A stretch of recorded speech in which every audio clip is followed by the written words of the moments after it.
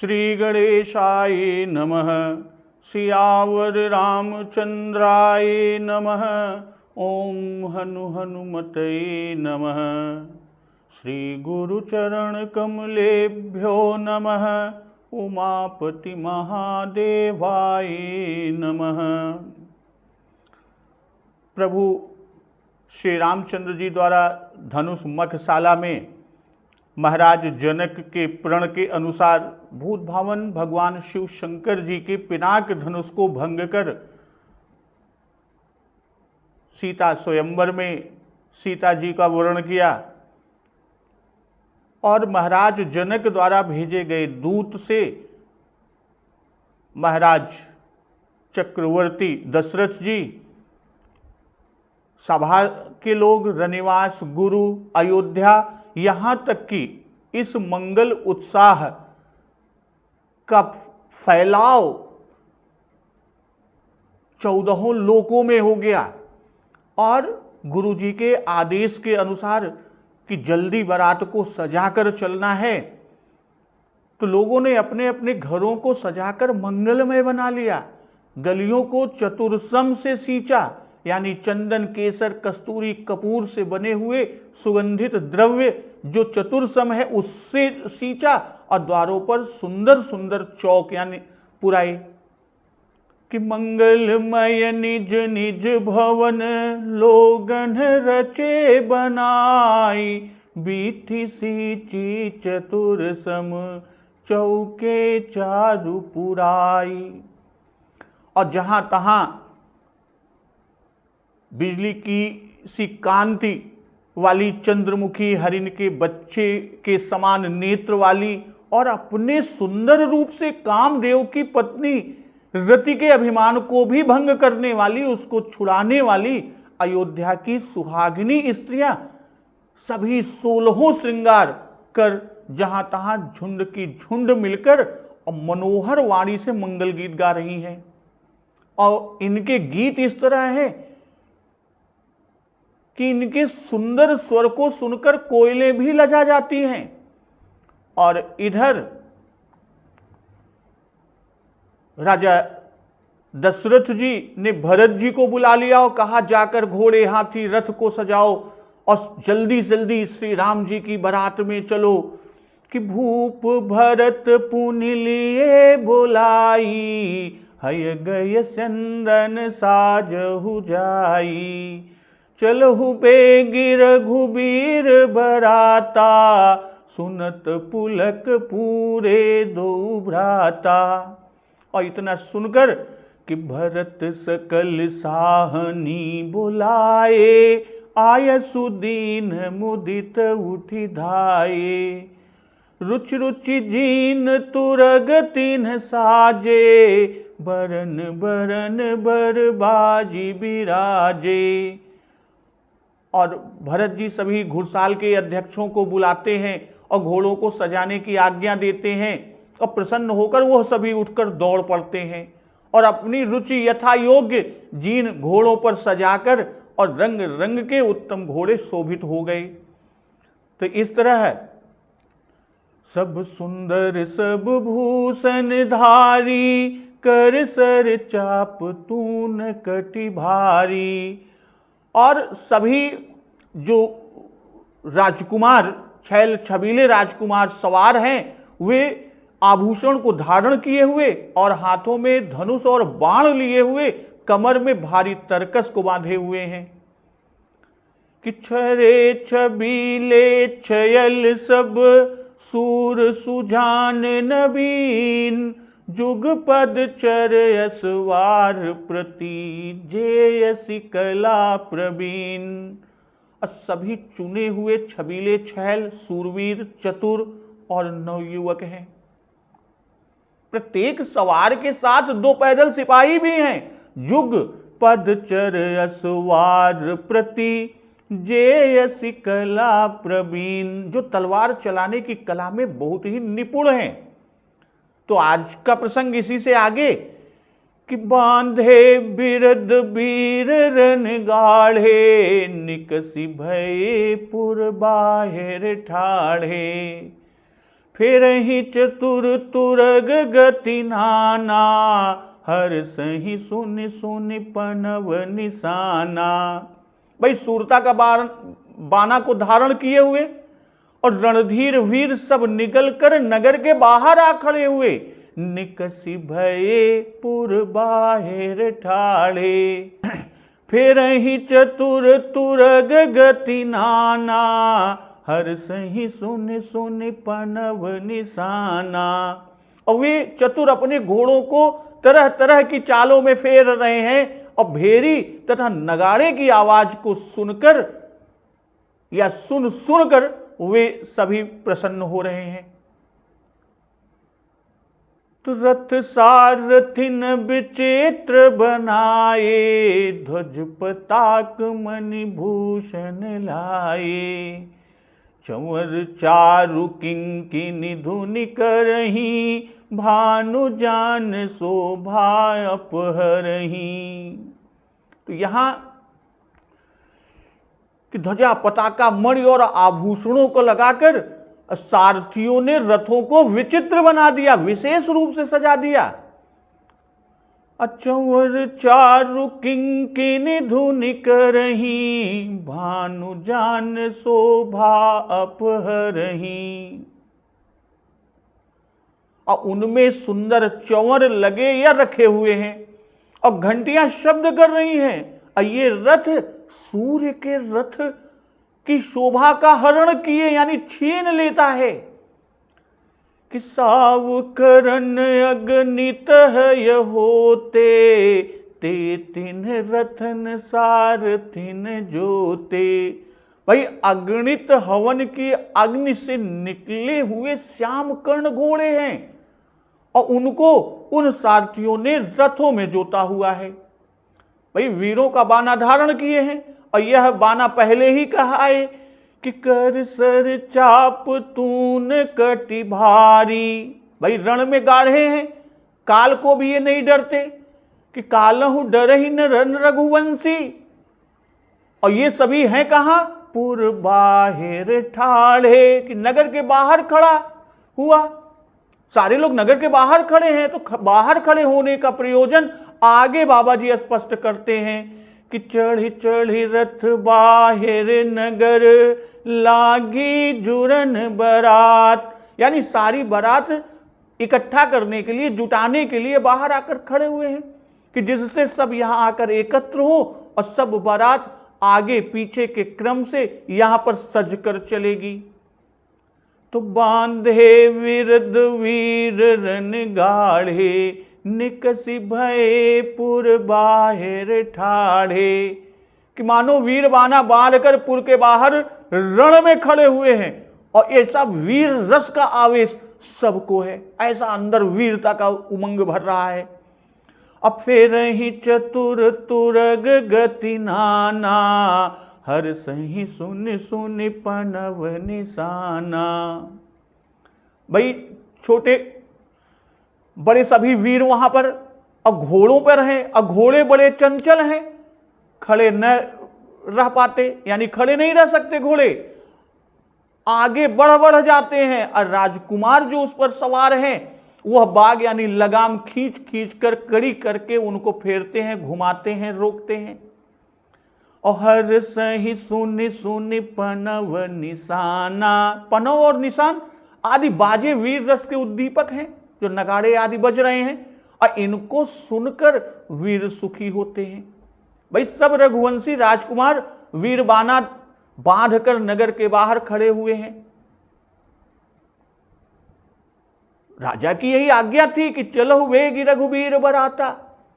इसी से सबसे पहले भरत जी ने अपनी सवारी निकाली, अपने राजकुमार सखाओं के साथ बाहर आकर खड़े हो गए कि जिससे सब लोग जल्दी करें और वहीं आ जाएं। तो ये तो भरत जी की सवारी, उनके साथ की बात कही। आगे बता रहे हैं कि रथ सारथिन विचित्र बनाए, ध्वज पताक मणि भूषण लाए।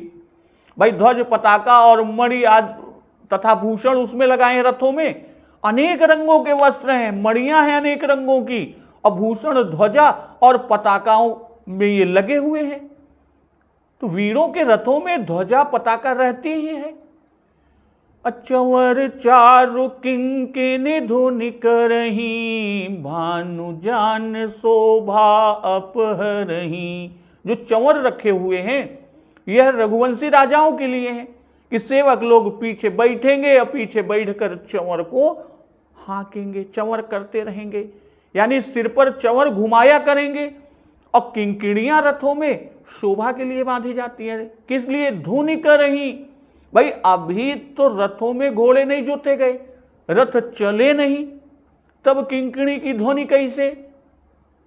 भाई रथों में घंटियां टंगी हुई हैं और वे पवन के वेग से बजती हैं। और जब सारथी रथों को खींचकर मौके पर घोड़ों को उसमें नाधने के लिए ला रहे हैं, तब वे बज रही हैं। और जब रथ चलता है तब शब्द होता है। तो जैसे शब्द होने के लिए हाथियों के गले में घंटा और घोड़ों के पैरों में पैजनियां या घुंघरू बांधे जाते हैं, उसी तरह रथों में किंकिणियां लगाए हैं। तो भानु, और रथ की शोभा कैसी है कि भानु जान शोभा अपहरहीं, कि सूर्य के विमान की उपमा, कि सूर्यवंशियों के रथ की उपमा त्रैलोक्य में नहीं है। इसी से अपने ही घर, यानी सूर्य जी का ही वंश है, तो अपने ही घर की उपमा बाबा जी ने दे रहे हैं कि सावकरन अगणित है होते, ते तिन रथन सारथिन जोते। तो रथ ऐसे दिव्य है कि सूर्य के विमान की शोभा इन रथों के आगे मंद व फीकी लग रही है। इसी से रथ के अनुकूल घोड़े भी दिव्य होने चाहिए। तो वही यहां पर कह रहे हैं कि एक तो वे श्याम कर्ण हैं, दूसरे अग्नि से निकले हुए हैं। अब प्रत्येक रथ में 4-4 घोड़े जोते गए हैं। तो सुंदर सकल अलंकृत सोहे, जिन्हि बिलोकत मुनि मन मोहे। जे जल चलहि थलहि की नाई, टापन बूढ़ बेग अधिकाई। अस्त्र शस्त्र सबु साजु बनाई, रति सारथिन लिए बुलाई।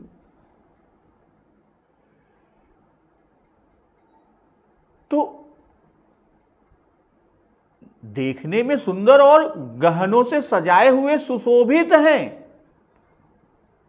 अगणित श्यामकर्ण घोड़े, और उनको सारथियों ने रथों में जोत दिया, नाध दिया, और जिन्हें देखकर मुनियों के मन भी मोहित हो जाते हैं। जिन्हीं बिलोकत मुनि मन मोहे, मुनियों के मन भी क्या होते हैं? वो मोहित हो जाते हैं। अजे जल चलहि थलहि की नाई, टापन बूढ़ बेग अधिकाई। तो ये घोड़े ऐसे हैं कि जो जल में भी पृथ्वी के समान ही चलते हैं, और इतना अधिक वेग है, यानी वेग की अधिकता के कारण उनके टाप, खुर जिसे हम कहते हैं, उनके टाप जल में नहीं डूबने पाती।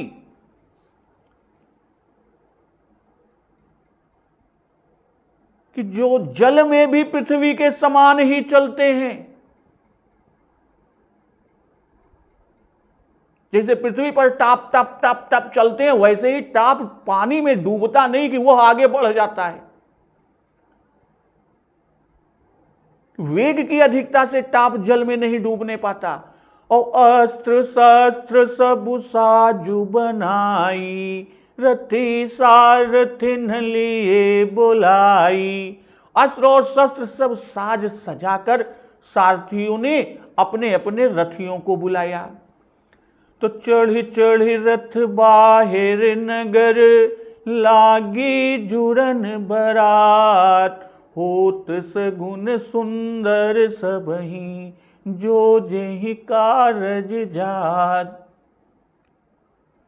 भाई सभी रथी रथों पर चढ़ चढ़कर नगर के बाहर बारात जहां पर भरत जी हैं वहीं पर इकट्ठे होने लगे, जुटने लगे।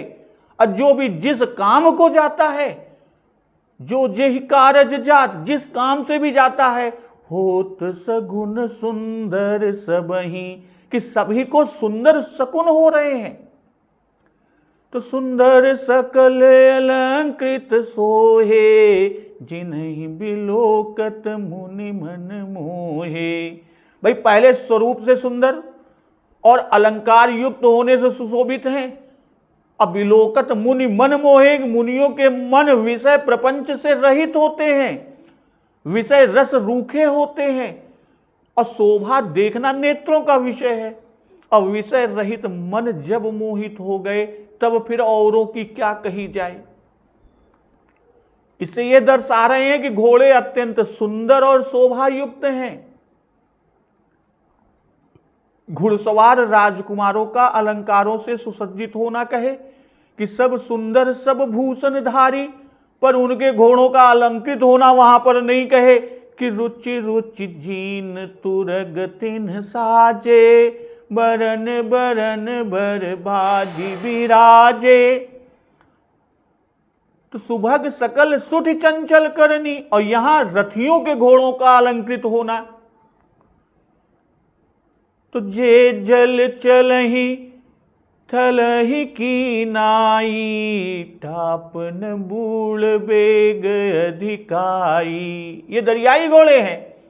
सवारों के घोड़ों के लिए आकाश गमन की उत्प्रेक्षा की, संभावना व्यक्त की कि निदर पवन जन चहत उड़ाने। और रथियों के घोड़ों का जल में थल की तरह, स्थल की तरह चलना कहे। भाई सवारों के घोड़े तो सवारों को लेकर नदी आदि को लांघ जाते हैं, पर रथियों के रथ के घोड़े आकाशगामी नहीं हैं। वे जल और थल दोनों में बराबर एक तरह से चलते हैं।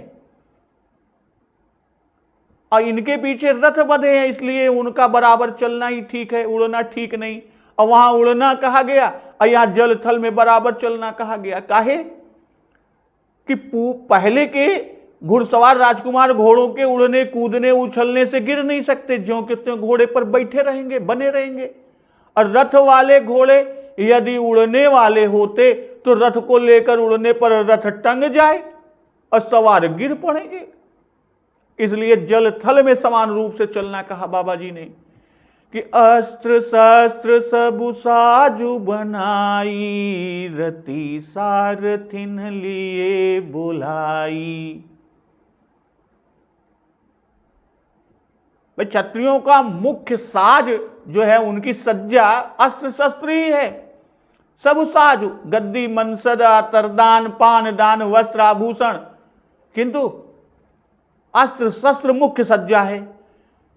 और पहले रथ सारथी ने विचित्र बनाए, और यहां कहते हैं अस्त्र शस्त्र सब साजु बनाई।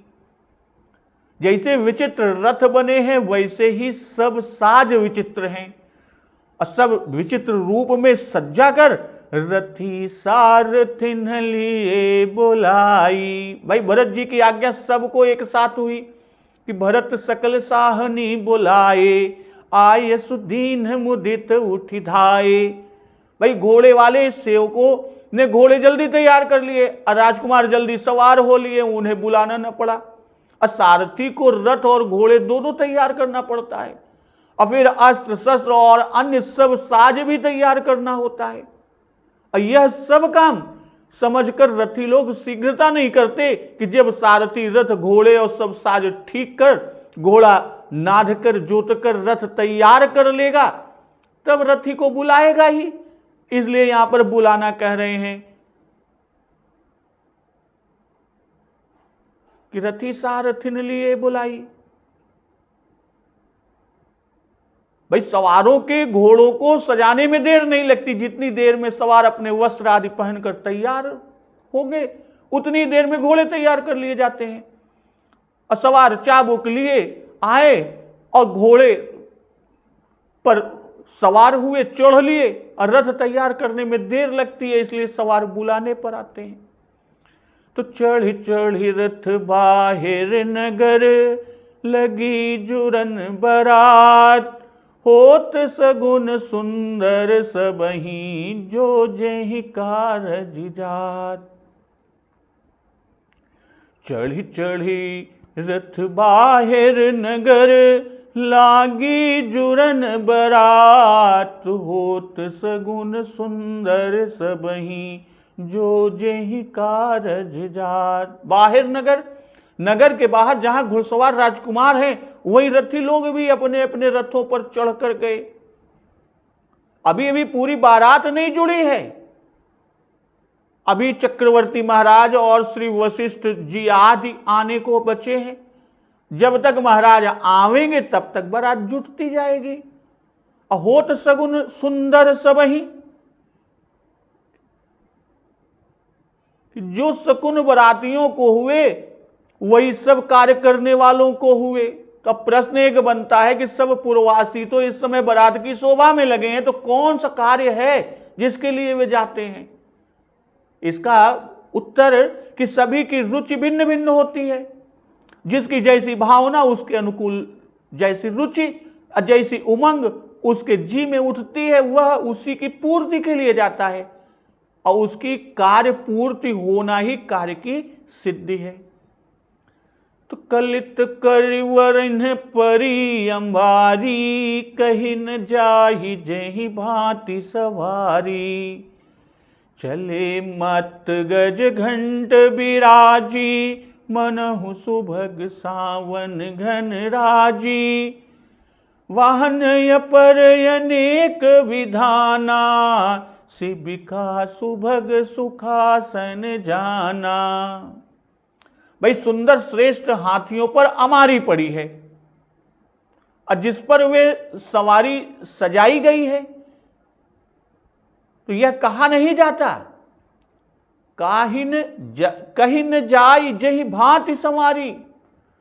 और चले मत गज घंट बिराजी, मनहु सुभग सावन घन राजी।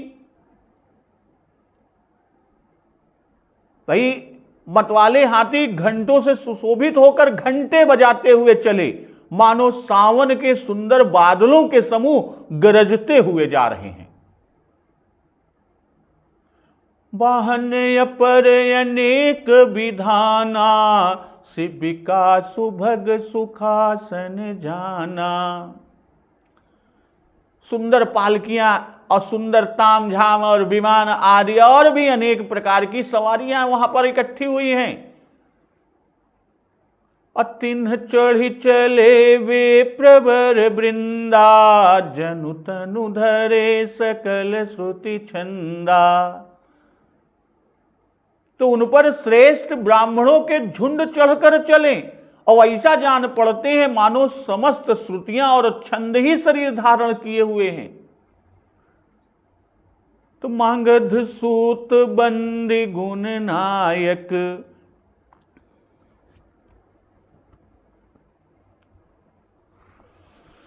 मागध सूत बंदी गुण गायक, चले जान चढ़ी जो जेहि लायक। मागध सूत भाट और गुणगान करने वाले जो जिस योग्य हैं, वह वैसी ही सवारियों पर चढ़कर चलते हैं। तो कलित करि बरन्हि कपरी अंबारी, कही न जाहि जेहि भांति सवारी। अनेक रंगों से हाथियों के मस्तक और शरीर पर विभिन्न विचित्र प्रकार की रचनाएं की गई हैं, और आभूषणों से भी हाथियों को सजाया गया है। कहीं न जाई जेहि भांति सवारी। जैसे हाथी श्रेष्ठ हैं, वैसे ही अमारियां भी श्रेष्ठ हैं। और कहीं न जाई कि बाबा गोस्वामी दास जी को अपने हृदय में दिख पड़ता है कि श्रेष्ठ हाथियों पर झूलों और गद्दी धरकर उस पर सुवर्ण मणिमय अंबारी रखकर कसी गई है। मखमल लदाऊ काम की झूलों में मोतियों के गुच्छे लगे हैं, सोने की सूक्ष्म जंजीरें हैं, और नीचे किंकिणी आदि भारी गुच्छा दोनों कंधों से लंबी लंबी झूल रही हैं, और हाथियों का माथा रंगा है। तो जिस भांति से संवार कर सजा है वह कहा नहीं जाता। भाई जीन से घोड़े की शोभा, ध्वजा पताका मणिभूषण चौवर किंकड़ी आदि से रथ की शोभा। तो वैसे ही यहां पर कि कलित करिबरिन भर परी अंबारी, कलित करिबरिन परी अंबारी, कहीं न जाहि जहि भांति संवारी। और हाथियों की कि चले मत गज घंट बिराजी, मन हो सुभग सावन घन राजी। चले मत गज घंट बिराजी, मत यानी हाथी युवा अवस्था के हैं, इसी से सावन के बादलों की कल्पना की गई है, संभावना। भाई सावन वर्षा की चढ़ती है, वैसे ही हाथी भी चढ़ती वयस के हैं और सावन के मेघों की तरह काले और ऊंचे ऊंचे हैं। और जब हाथी चले तब घंटे के बजने से घंटे की शोभा हुई और इसी से चले कहकर तब घंट विराजी बाबा जी ने कहा। और रंग विरंग का जो हाथियों के शरीर पर चित्रण है वही इंद्रधनुष है। भाई रंगों के चित्रण के बीच बीच में जहां जहां काली रह गई है शरीर, वह काली घटाएं हैं और मोतियों की झालरें, बगलों की पंक्तियां हैं और मणियों की चमक, बिजली की दमक है।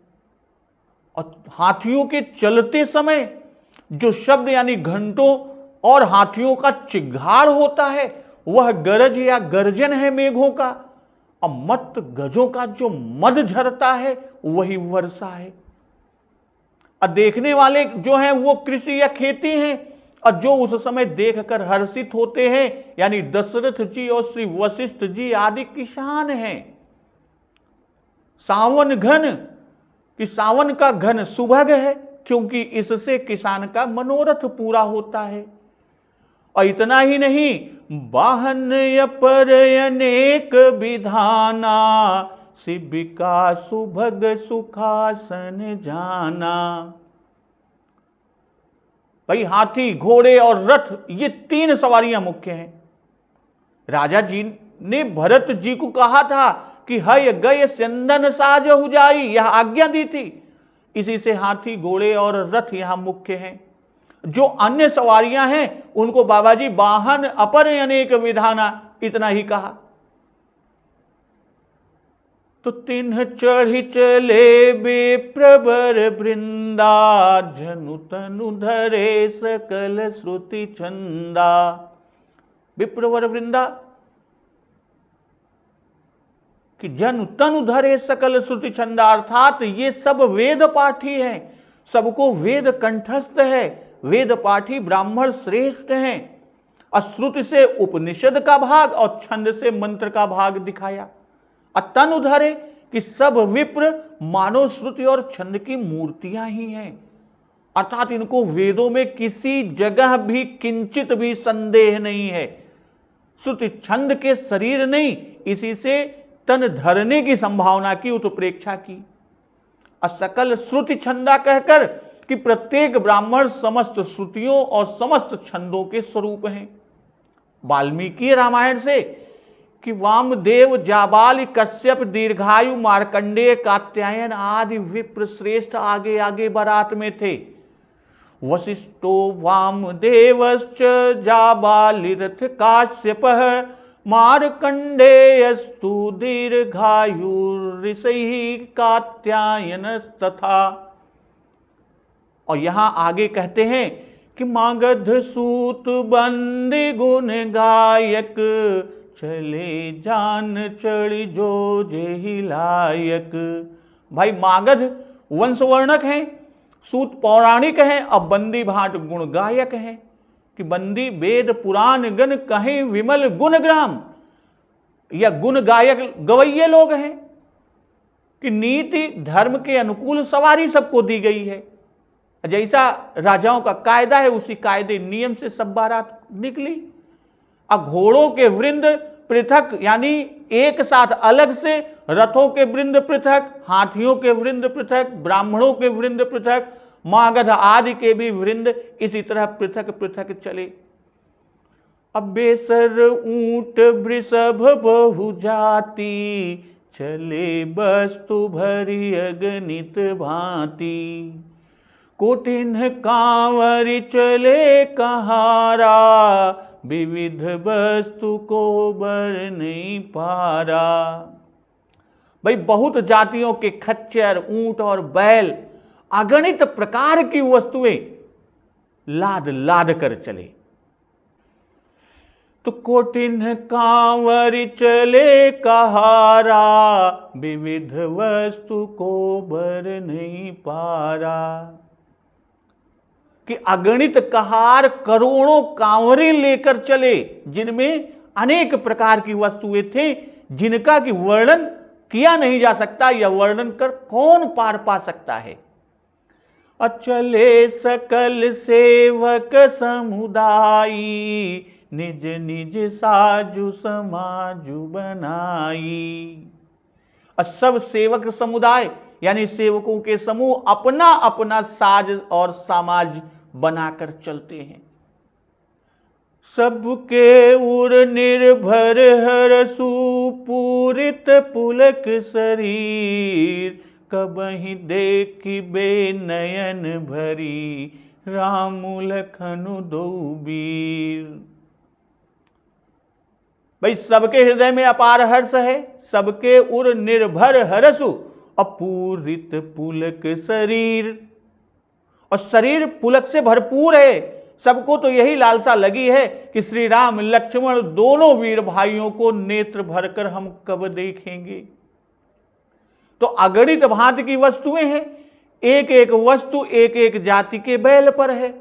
और इसी को दिखाने के लिए वृषभ के साथ बहुजाति और वस्तु के साथ अगणित कहे, कि अलग अलग एक एक जाति पर एक एक प्रकार की वस्तु होने से पहचान बनी रहेगी कि कौन कहाँ है। अकोटिन यानी अगणित, कि जो वस्तु लादने के योग्य थी वो खच्चर, ऊंट और बैलों पर लादी गई, और जो कहारों के लेने योग्य है उनको कहार वहंगी में लिए हुए चल रहे हैं। अब बर नहीं पा रहा कि जो खच्चर आदि पर लदी है और जो कहार लिए हैं, दोनों का पार नहीं, दोनों के बारे में कहा नहीं जा सकता। क्योंकि जब असंख्यों कांवर और कहार हैं और एक एक कहार अनेक वस्तु लिए हैं, तब पार कौन पा सके। और चले सकल सेवक समुदाय, सबके पीछे सेवकों का चलना कहे, कहकर यह दर्शा रहे हैं कि घुड़सवार, रथी, ब्राह्मण, मागध आदि सभी के सेवक चले।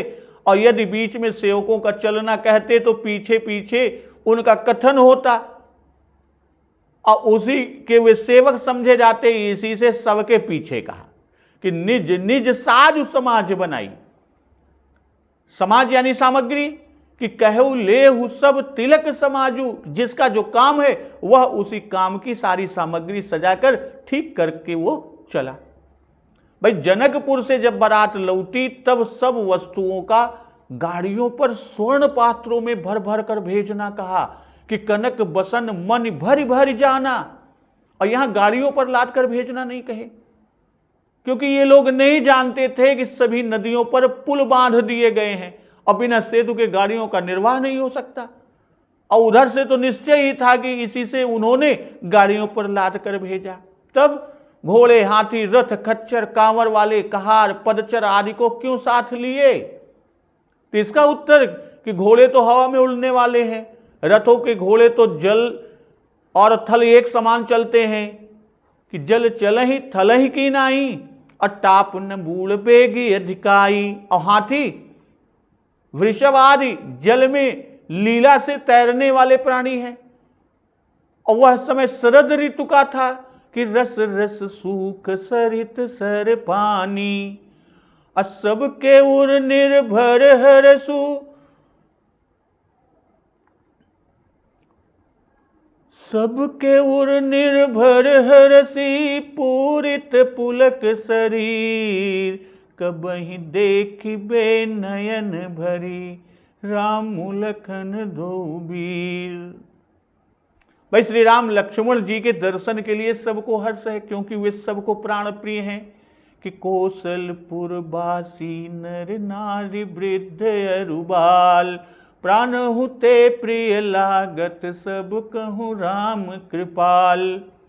हृदय हर्ष से परिपूर्ण और शरीर पुलकायमान है, पुलक से पूर्ण हुआ है। यह कहकर भीतर बाहर दोनों से प्रेम से परिपूर्ण दिखाई। भाई कान समाचार को सुनकर तृप्त हुए कि हर्षी सभा बात सुनी साची, और जैसे चक्रवर्ती महाराज को पत्रिका देखते ही दोनों भाइयों का स्मरण आते ही हर्ष और पुलकावली हुई, ठीक वैसे ही अवधवासियों को दोनों भाइयों के स्मरण से देखने की लालसा से हर्ष और पुलकांग हुआ कि कबहि देखबे नयन भरी। भाई इनकी और सब इंद्रियां और सब अंग स्मरण से हर्षित वह प्रसन्न हो गए, केवल नेत्र तरस रहे हैं। भाई दर्शनों के लिए यह व्याकुल हैं, आकुल हैं, क्योंकि नेत्र बिना दर्शन के, बिना अपना भोग पाए कैसे तृप्त हों, और दर्शन से ही तृप्त होंगे। दूतों के मुख से प्रभु श्री राम और लक्ष्मण की वीरता अवधवासी सुन चुके हैं कि सहस्त्रों वीरों के बीच में इन्होंने भारी वीरता का काम किया, और वही वीर रस का आभास सभी के हृदय में भरा हुआ है। और इसी से बाबा जी ने यहां पर लिखा कि राम लखन दो वीर। अब आगे ये बारात जब चलती है तो हाथियों की चिघाड़, उनके गरजने की, घंटों की भीषण ध्वनि और भारी भीड़ कि वहां पर पत्थर भी फेंका जाए तो वह चूर्ण चूर्ण होकर भी जमीन पर नहीं गिरेगा। तो इन स्थिति का, ये बारात प्रस्थान के समय का जो मनोहर दृश्य है, उसका श्रवण अमृत रसपान हम लोग अगले दिवस की कथा में करेंगे। तो एक बार जोर से बोलिए, सियावर रामचंद्र की जय, पवन सुत हनुमान की जय, जगत जननी मां जगदम्बा की जय, गुरुदेव भगवान की जय, उमापति महादेव की जय। जय श्री राम।